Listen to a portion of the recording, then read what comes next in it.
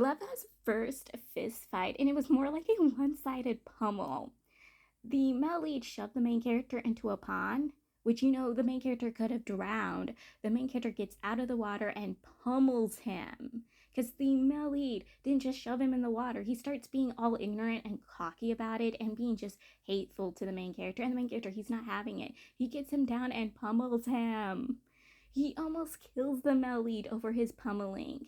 The parents had to get them pulled apart to save the male lead's life. And the main character's punished for it because the main lead literally was hospitalized, literally bedridden over the main character's actions. And later, the male lead apologizes to the main character when the main character tries apologizing, and they decide to be besties afterwards. The main character's father is a court official. They also make extra earning over a silk business, which his, family members are stealing from them while acting like woo-woo babies who are the victims. So he's dealing with that while his dad is working as a court official. There is a puppeteer who's basically stolen the throne, and he's trying to get rid of certain figures who will go against them, and one of these figures being the main character's dad. So he six men a general to go get the main character's dad and some of the men working for the main character's dad and basically have them held prisoned. And the main character goes to go save his dad, and the male lead shows up, and he is like, I'm gonna help you. I'm gonna help you rescue your dad. But before the main character recognized who the male lead was, the male lead literally attacked him. They get into a literal brawl. The male lead with a staff, the main character with a sword. They're literally fighting each other. And the male lead recognized who the main character was. And it was only after the main character recognized who he was did the dude stop trying to pummel the main character, trying to kill the main character. They thought it was bandits, and then they realized it wasn't bandits, but soldiers. And the male lead gets himself caught, so he goes into base, and the main character stays back in the shadows just watching everything unfold.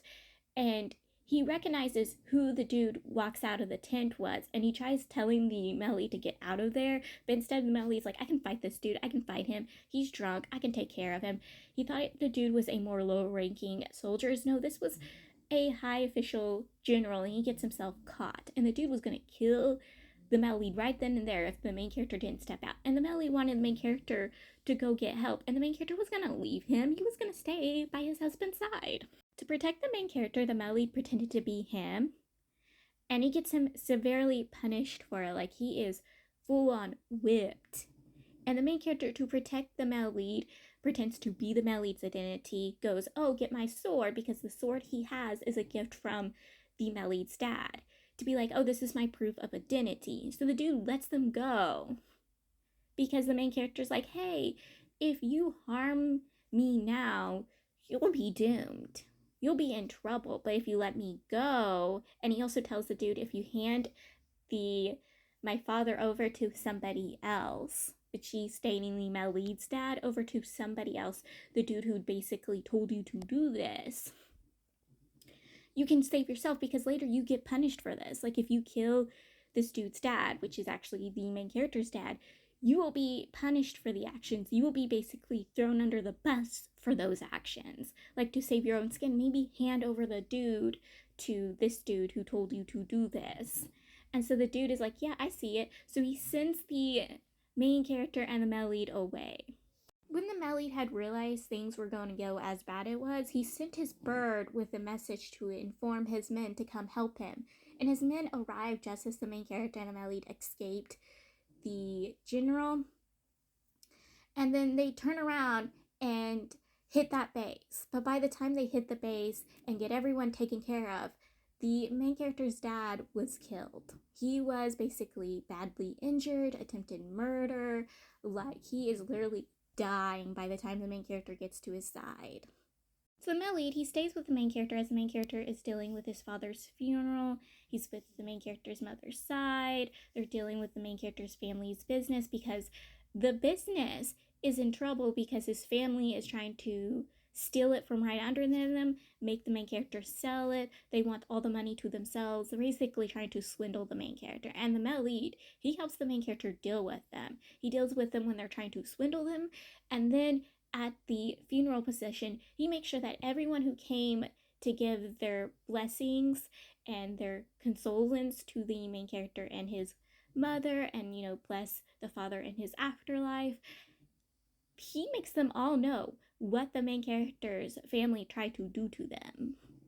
Like, he puts on a whole show. Like, he is crying, he is screaming, he's making sure that everyone can hear it. Like, he's putting on a show. Sadly, the main lead can't stay with the main character. He has to return back to his army, but he tells the main character he can come with him, that he can get a position for the main character right by his side. And the main character tells him that he can't go now. He has to stay with his mother, take care of his mother for a bit, run his family business, but he promises that he will return to the Melid side in 3 years. And the Melid tells him, you better come to my side in 3 years. I'm keeping you to that promise. You know that, right? Like, you're coming to be with me in 3 years. And the main character's like, yes, I promise I'll be there in 3 years. Though they promise 3 years, it's going to be a little much sooner than that. Also, they've been writing letters to each other during this period of time, and the main character, he has a friend who teases the main character over his relationship with the Melid and his letters. The main character's family's business is kind of having trouble, so they sent out a carriage with a bunch of their product. Except the only thing that was found on their carriage was the 2 mules. None of the carriage, none of the stuff in the carriage, the people with the carriage, none of it was found except for 2 mules. And the main character wants answers. He wants to find what has happened. So he wants to go out searching and discovering what happened and getting answers to his questions. Like, he even asked the Melid when he sent a letter to the Melid, but the Melid can't really look into it right now, so he's going to do it himself. So before the main character sets out to go on his destination, he visits a monk he's been visiting since his father passed away, and his father would visit this monk beforehand. This monk has taken the vow of mute. And so to get answers from the monk, you have to listen. You have to actually look at what he's trying to present to you and tell you. The main character gets his answer, which is basically to go out to his destination, to look into it, to go to the Melid's side. And so he does what the monk tells him to do. He also talks to his mother about it, and his mother encourages him. She tells him that she knows the only reason why he has stayed is because of her, and she wants him to go out. She wants him to go to the Melid side. She encourages it. She tells him to live his life, that the business will be fine without him. On their travels, the main character realizes that how bad their country has come to. There are bodies everywhere he can see. Like, it is just bodies toppling bodies. Lives being thrown away, people suffering, and he's seeing it with his own eyes, and he knows that if he stayed at his home, he would never known how bad his country has gotten.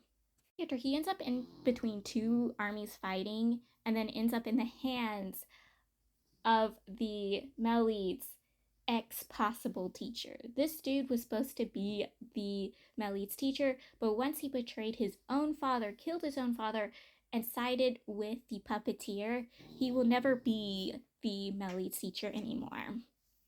The main character doesn't know these facts until later. But yes, he's in this dude's hands, and this dude helps the main character travel all the way to the location the main character was planning to go to.